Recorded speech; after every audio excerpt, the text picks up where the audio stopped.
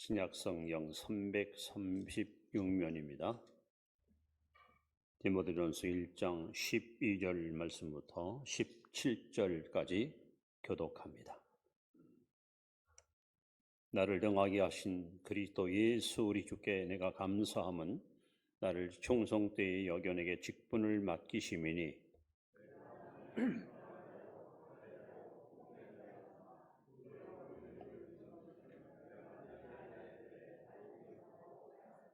우리 주의 은혜가 그리스도 예수 안에 있는 믿음과 사랑과 함께 넘치도록 풍성하였도다.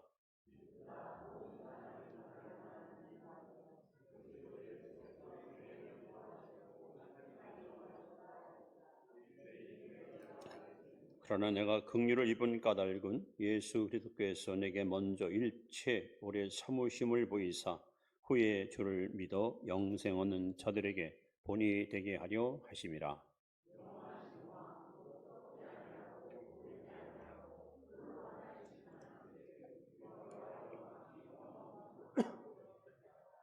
아멘. 교회 소식을 1984년도에 굉장히 히트했던 유행가가 있습니다.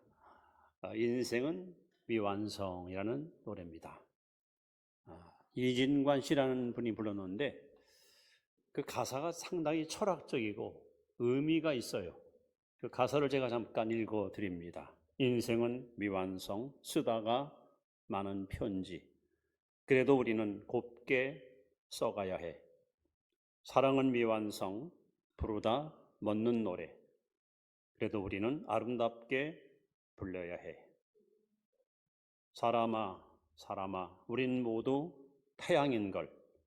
외로운 가슴길이 사슴처럼 기대고 살자. 인생은 미완성, 그리다 많은 그림. 그래도 우리는 아름답게 그려야 해. 친구야, 우리 모두 나그넨걸. 그리운 가슴길이 모닥불을 지피고 살자. 인생은 미완성, 색이다 많은 조각.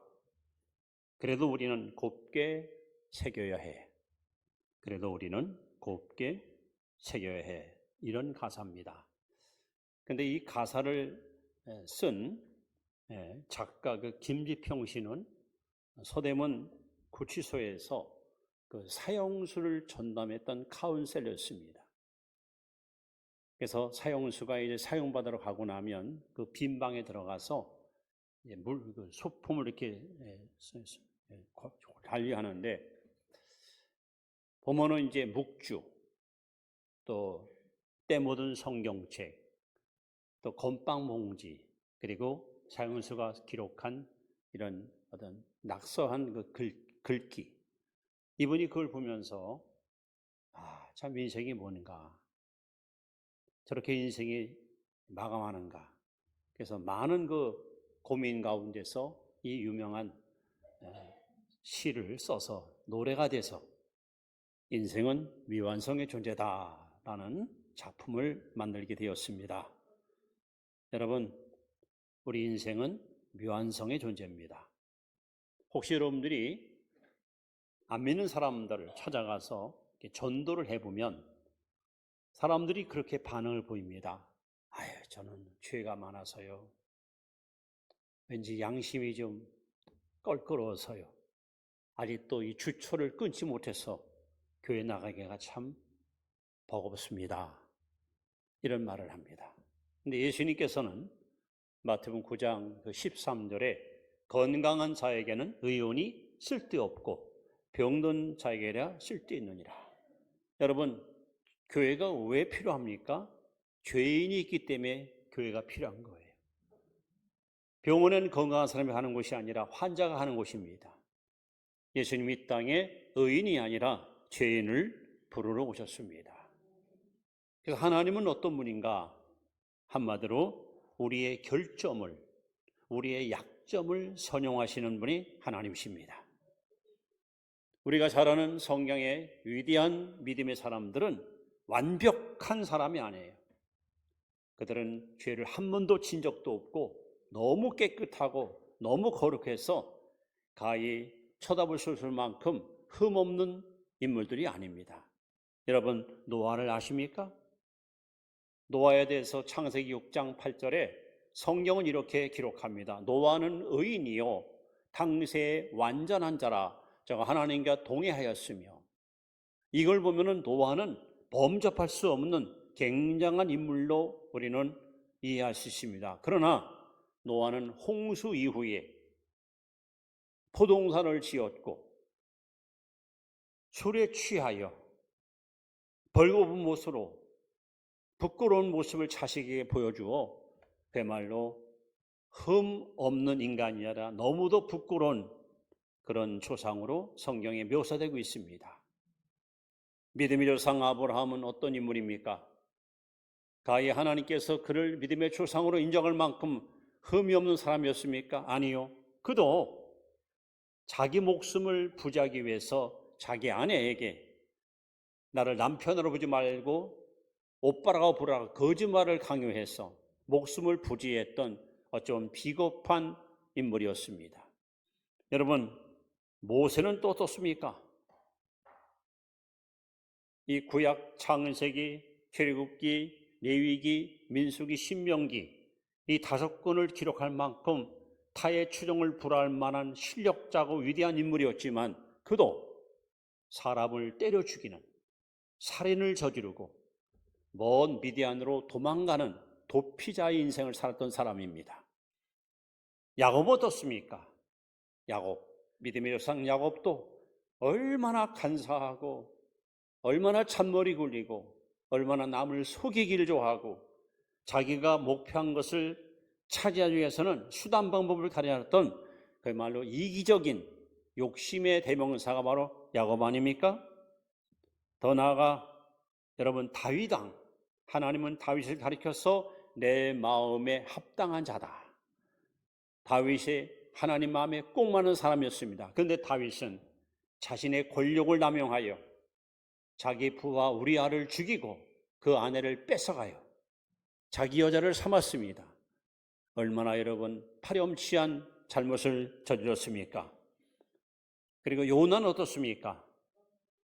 북왕국 이스라엘 여로보암 왕 때에 이스라엘 땅에 부흥을 일으켰던 위대한 선지자 요나, 하나님은 구약 성경의 최초로 요나에게 해외 선교사로 임명하여 저 니네에 가서 내 말을 증거하라고 그에게 특명을 내렸는데 요나는 여호와의 낯을 피해서 먼 타시스로 도망을 갑니다. 하나님의 기대를 철저히 배신하고 하나님께 상처 줬던 사람이 요나 아닙니까? 예수님의 수제자 베드로는 어떻습니까? 흠이 없나요? 다 주를 버릴지라도 나는 주님과 함께 감옥에도 죽는데도 같이 가겠습니다. 호언장담했습니다. 그러나 계집아이 앞에서 나 예수 몰라. 저자는 저보다 마땅해. 비겁하게 예수님을 배신하고 등 돌린 사람입니다. 바울은 어떻습니까? 오늘 본문에 바울이가 고백하잖아요. 뭐라고 말합니까? 나는 박해자요 회방자다. 성경에 등장하는 모든 인물들은 한결같이 완벽한 인물이 아닙니다. 그들은 다 결점이 있었습니다. 다 허물이 있었습니다. 실수가 있었습니다. 약점이 있었습니다. 그러나 하나님께서는 그들을 품으시고 용납하시고 위대한 하나님의 도구로 사용하셨습니다.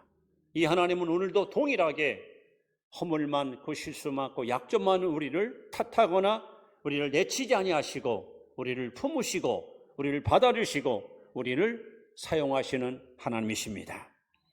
그러므로 여러분, 오늘 우리가 결점 많은 우리가 하나님께 귀히 쓰임 많은 좋은 일꾼이 되려면 우리는 어떻게 할 것인가? 첫째, 우리는 자신의 결점을 받아들여야 됩니다. 결점을 받아들이십시오. 자, 오늘 바울은 뭐라고 고백합니까? 15절 말씀을 같이 한번 보겠습니다. 시작. 빛보다 모든 사람이 받을 만한 이 말이요 그리스도 예수께서 죄인을 구원하시려고 세상에 임하셨도다. 죄인 중에 내가 괴손이라. 참 사도 바울은 놀라운 고백을 하는 거예요. 죄인 중에 내가 우두머리다. 죄인 중에 내가 바로 괴수다 말이에요. 자기 결점을 감추지 않아요. 숨기지 않아요. 그것도 여러분 믿음의 아들한테, 여러분이 여러분 자녀들한테, 여러분 아들, 딸한테 앉혀놓고 아무도 모르는 나만의 비밀. 아들아 혹은 딸아, 아빠가 결혼하기 전에 사람을 죽인 살인자였다. 그렇게 말할 수 있습니까, 여러분? 자신의 허물과 자신의 약점을 조금 더 숨김없이 자녀들에게, 제자들에게 고백할 수 있습니까? 그런데 바울은 주저하지 않고 믿음의 아들한테 당당히 말하는 거예요. 나는 죄인 중에 괴수다. 자신의 결점을 감추질 않아요. 숨기지 않아요. 그대로 다 드러내면서 진솔하게, 꾸밈없이, 정직하게 자기의 결점을 받아들이는 태도. 오늘 이렇게 자신의 결점을 받아들이는 자를 하나님께서는 여러분 귀하게 쓰시는 것입니다. 여러분, 아담이 잘못한 것이 뭘까요? 선악과 따먹은 것보다 더 잘못이 뭔지 아십니까? 범죄한 아담에게 하나님이 찾아오십니다. 왜? 하나님과 화목하기 위해서, 용서해 주기 위해서. 아담아, 내가 어디 있느냐? 여호와의 나 들피에 숨어있던 아담, 혹시 너 먹지 말라는 선악과를 먹었느냐 할 때에, 그때 아담이 하나님 잘못했습니다. 제가 마음 욕심이 생겨서 그 과일이 너무 맛있어 보여서 금난의 열매를 제가 따먹었습니다. 이 저를 용서해. 이랬으면 얼마나 좋겠어요. 그 결점을 감추는 거야. 숨기는 거야. 은폐하는 거예요. 하나님이 주셔서 이 여자가 먹어서 먹었어요. 책임을 전가하는 거예요. 나는 아무 잘못이 없는데 순전히 우리 아내 때문에 내가 이렇게 불순종의 죄를 졌습니다 하고 남에게 탓을 하는 거예요. 탓. 여러분, 이런 자들은 하나님 기뻐하지 않습니다. 예수님께서 이 땅에 오셔서 가장 책망했던 사람들이 누굽니까? 바리새인들이에요. 심지어 예수님 입에서 독사의 새끼들아! 얼마나 여러분 부지런한 언어를 막 퍼부었어요. 왜 그랬을까요? 바리새인들은 겉과 속이 달랐어요. 겉으로는 너무 거룩해요. 너무 정직해요. 너무 완벽해요. 누가 봐도 와, 저분은 진짜 경건하다. 저분은 정말 도덕적, 윤리적으로 흠이 없다. 근데 속은 달라요. 탐욕이 꽉 차 있었어요. 명예욕, 이 욕심 때문에 보는 사람들 보면서는 자신의 의를 막 자랑하고 떠벌이지만 실상은 그 마음속에는 온갖 욕심으로 꽉 찼던 인물들. 그래서 예수님께서 외식하는 자여, 외식, 마스크 쓴 자여, 외식을 버리라고 책망하지 않습니까? 반면에 여러분, 이 다윗의 위대함을 우리는 어떻게 평가합니까? 대부분의 사람들은 아마 17세쯤 된 소년 다윗이 3m가 되는 거대한 거인 골리앗을 담대하게 쓰러뜨리고 이스라엘에게 승리를 안겨줬던 걸 우리는 모두가 다 좋게 평가합니다.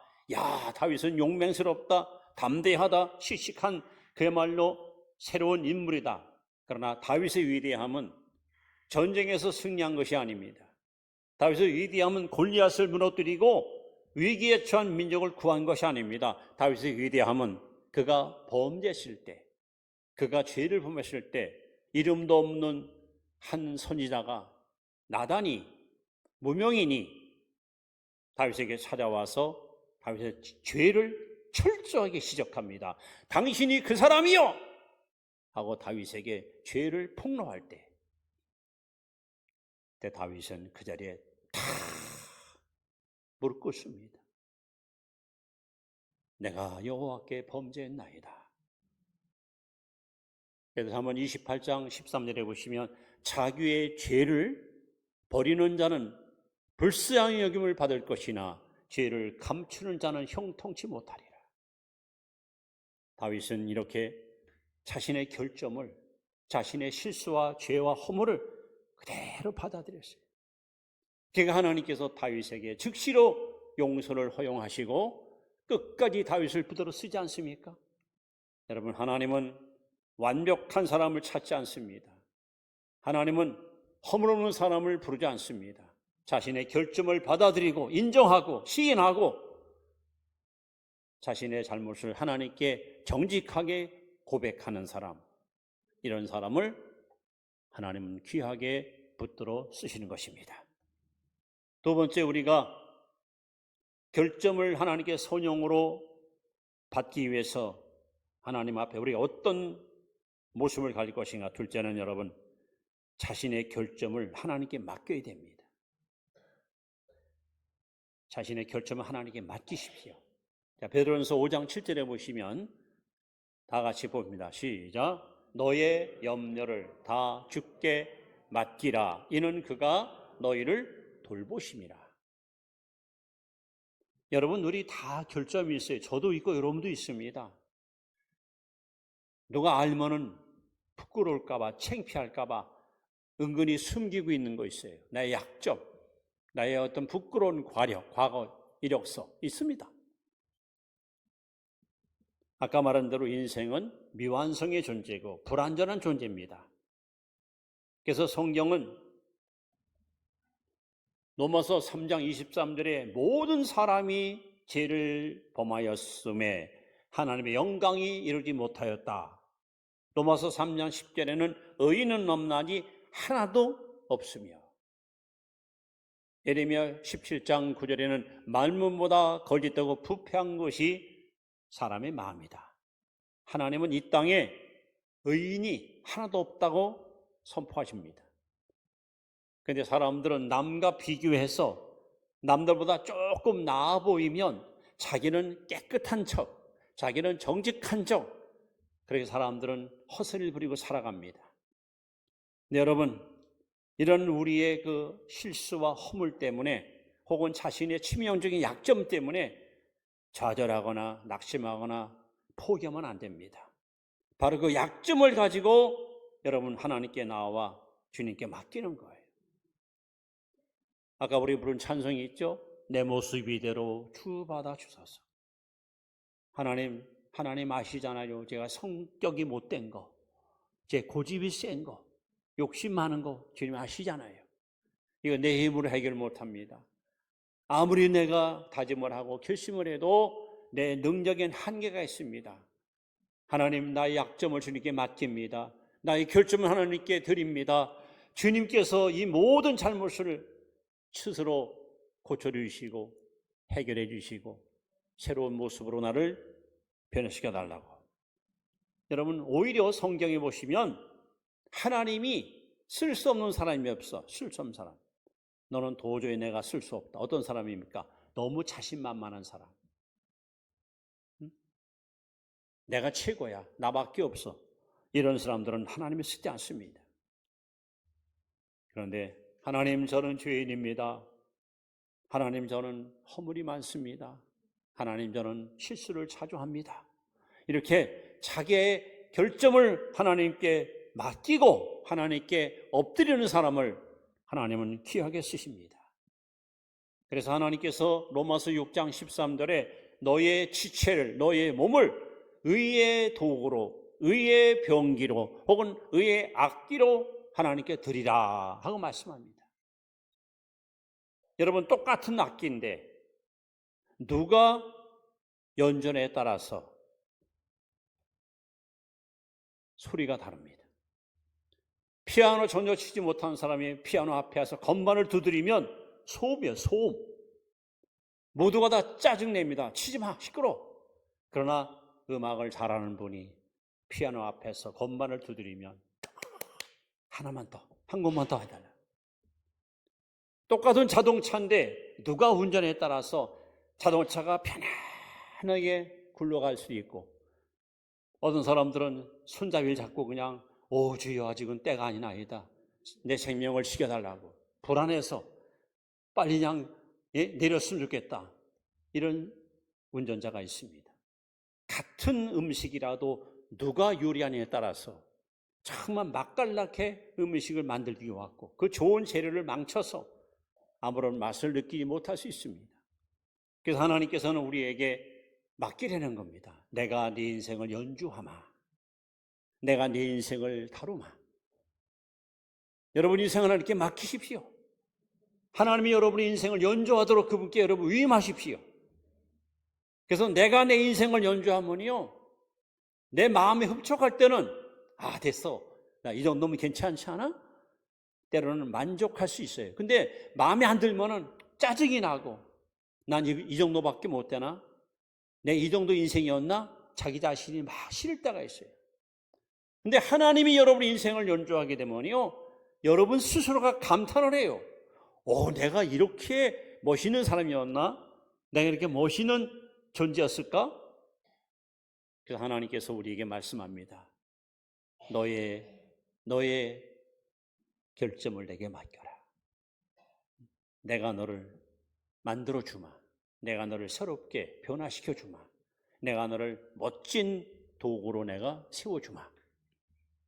그래서 오늘 사도 바울이 예수님을 만났잖아요. 다메섹에서. 그리고 그는 뭐 되는가? 아라비아 광야에 갔어요. 아라비아 광야에서 3년 동안 하나님과 단둘이 대화하며 교제하며 사귐을 가져요.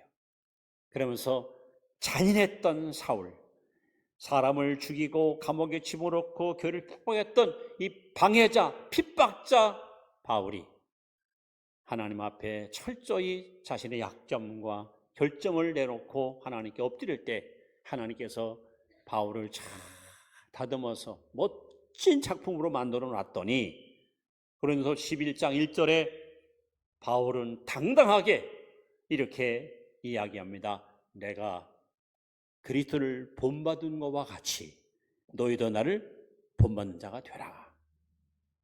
이제 예수님 닮은 당당한 자신의 모습을 자랑하는 바울의 멋진 모습을 우리는 발견할 수가 있습니다. 사랑하는 성도 여러분, 모세를 보십시오. 모세가 어떻게 그런 위대한 인물로 바뀝니까? 40년 동안 광야에서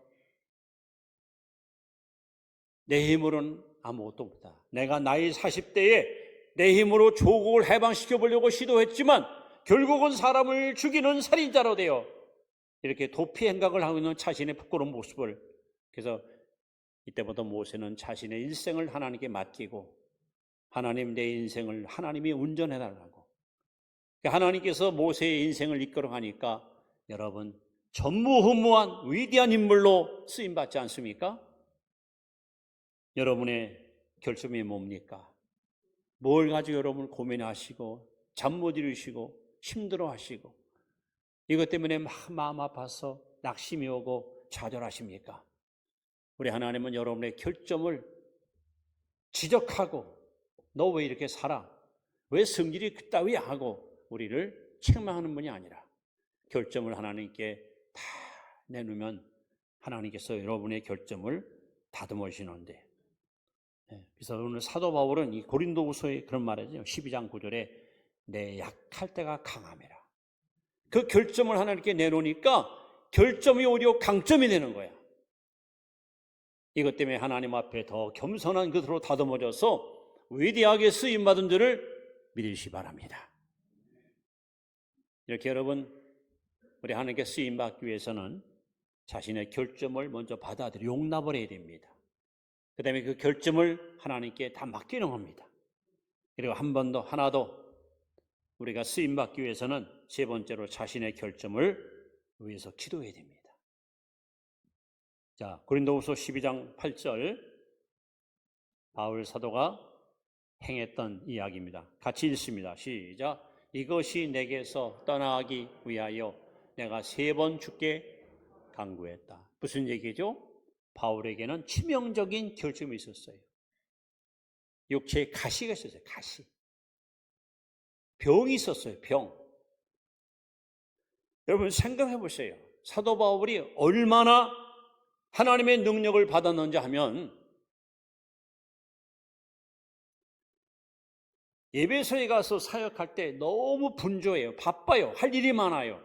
여기저기서 막 선생님 저희 집에 오십시오. 예배 좀 드리세요. 기도해달라고.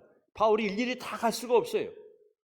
어느 성도가 찾아오니 저희 딸이 기절했습니다. 저희 어머님이 지금 중병으로 누워 있습니다. 바울은 급히 자기 주머니에 손수건을 꺼내가지고 여기 가서 어머니에게 얹어놓으시오.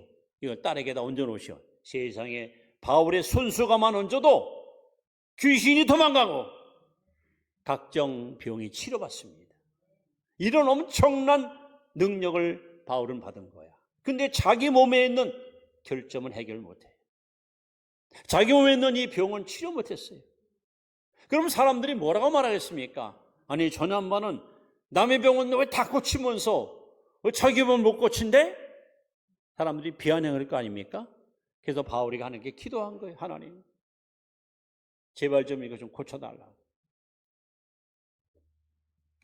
여러분, 여러분의 결점을 놓고 고민하거나 뭐 못된 성품, 기질 이것 갖고 여러분 괴로워하지 마시고 하나님께 이걸 내놓고 기도해 보세요.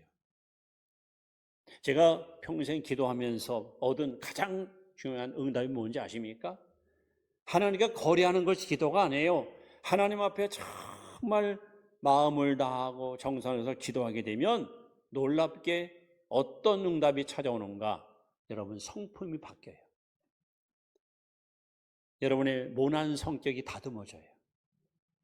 온유하고 겸손한 예수님 마음을 본받게 됩니다.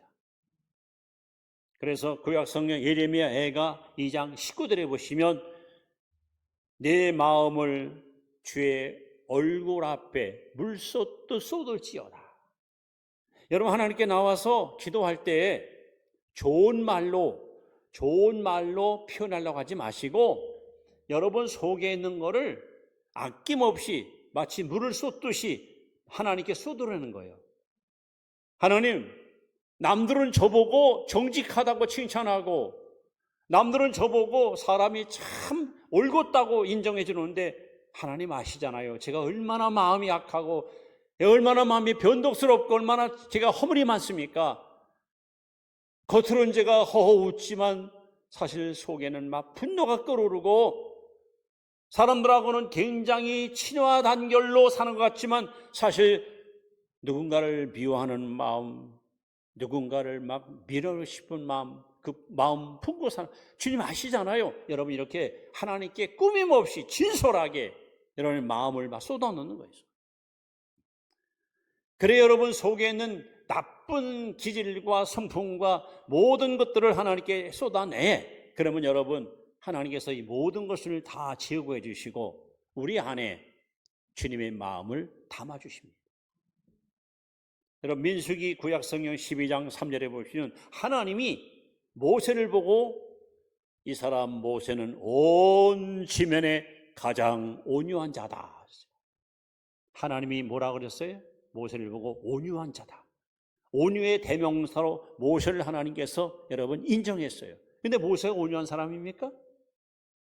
사람을 때려 죽인 사람이에요. 살인자예요.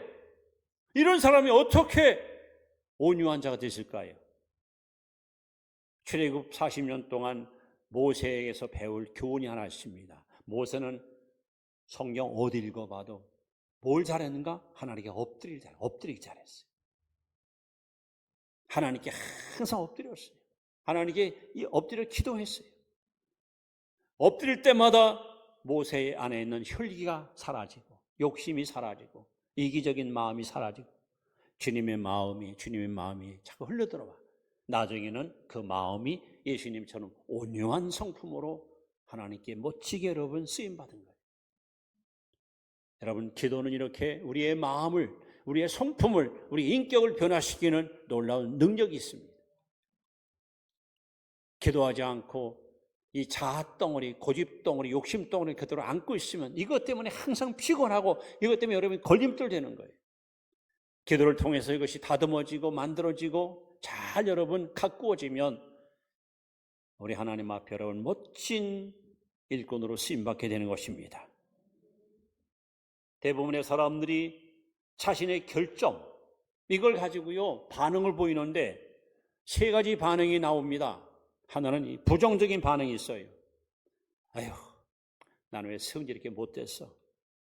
아유, 나는 그냥 신체 일부가 이렇게 장애자야. 나는 이렇게 머리가 나빠. 나는 지식이 없어. 자신의 결점 때문에 항상 부정적인 반응을 보여요. 그래서 좌절과 패배의식과 절망에 빠져요. 나중에 자포자기 합니다. 두 번째 반응은 책임 회피하는 거예요. 내가 술 끊지 못하는 건 집안 내력이야. 우리 할아버지도 주정뱅이고 아버지도 주정뱅이니까 유전이야, 유전. 내가 이렇게 병 걸린 거 다 유전 때문이야. 나는 잘하려 했어. 타고난 운명이 이런 걸 어떻게 해? 환경이 이런 걸 어떻게 해? 난 잘하고 싶은데 누군가가 나를 자꾸 딴지를 걸고 나를 갖다가 자꾸 넘어뜨리는 사람, 주변 나의 대적들 때문에 이렇게 사람들은 모든 결점을 남에게다가 탓을 돌리고 여러분 이렇게 책임을 회피한 이것도 아닙니다. 우리 그리스도인들은 여러분이 갖고 있는 결점에 대해서 우리는 긍정적인 반응을 보일 필요가 있어요. 결점을 인정하고 그 결점을 하나님께 내어놓고 결점을 놓고 기도하면 여러분의 결점이 강점으로 변화받을 줄 믿습니다. 하나님은 미완성의 인생, 하나님께서는 그야말로 실수할 수 있고 넘어질 수 있고 그리고 주저앉을 수 있는 연약한 우리를 더 귀하게 쓰시는 하나님. 그러므로 오늘 여러분이 가지고 있는 결점이 뭡니까? 이것 때문에 여러분 고민하거나 이것 때문에 낙심하지 마시고 오늘 말씀대로 결점을 인정하고 하나님께 내놓고 믿음으로 기도하시면 하나님께서는 여러분의 결점을 강점으로 바꿔서 아까 말씀했던 노아처럼 아브라함처럼 다윗처럼 모세처럼 귀하게 우리를 사용하실 것입니다. 이제 말씀을 마무리합니다. 여러분, 하나님이 누구를 택하여 쓰실까? 성경 보고 깜짝 놀랐어요. 하나님은 완벽한 사람, 하나님은 흠이 없는 사람을 쓰는 게 아니에요. 자, 고린도전서 1장 27절부터 29절 말씀을 여러분 보시면서 위로와 용기를 얻으십시오. 같이 읽습니다. 시작.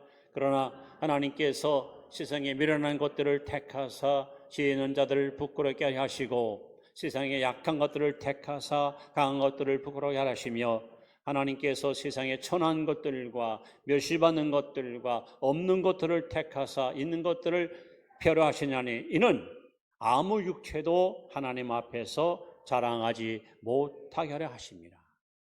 미련하는 것들, 없는 것들, 멸시받는 것들, 천한 것들, 하나님은 이런 사람들을 여러분 쓰시는 하나님이에요.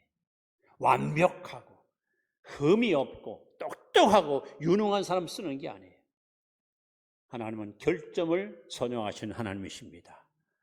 이 좋으신 하나님을 여러분 신뢰하시고 이 하나님을 더욱 의지하고 믿음으로 승리하시기 바랍니다.